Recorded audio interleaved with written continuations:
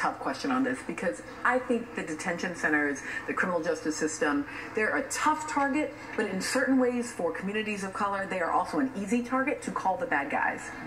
If sexual assault is the gateway experience for so many girls, and we know that sexual assault for all communities except for Indigenous women is most likely to happen within the community, what do we do about stopping the initial sexual assault that is occurring often right within our own families and communities?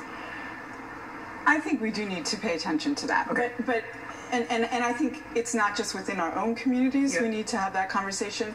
It's throughout the country. Yes. Because we have a very hard time acknowledging in all communities Yep. the pervasiveness of sexual violence against our girls. And I want to reiterate, this is a conversation about children. We're not talking about women here. Right. This is about very young girls. 10, 11, 12, exactly. 13, 14. And numbers like in Oregon, that girls who are reporting sexual violence when they come into the system report being sexually abused at least 3 times before the age of 12. So this is about the pervasiveness of sexual violence in all of our communities, the responsibility that all of us have to acknowledge this, and the question that has to be asked: why, when it comes to poor girls who are black and brown girls, do we criminalize that experience of violence? And I think it does go to the issue of racial mythologies that over-sexualize our girls of color, that deny them the status of being a victim, a survivor of violence. Reverend Nixon, I just speaking with Judge Pratt, who does this revolutionary thing of just asking people about themselves, reading the report.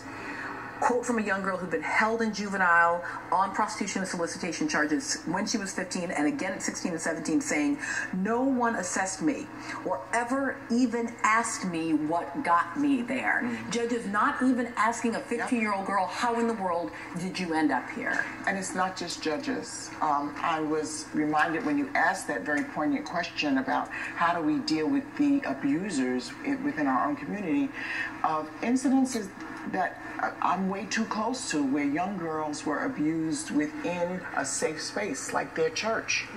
And when young girls come forward, they're not believed because the person who committed the act is too respectable. They're the pastor or they're the deacon, and they couldn't possibly have done that. You're making this up.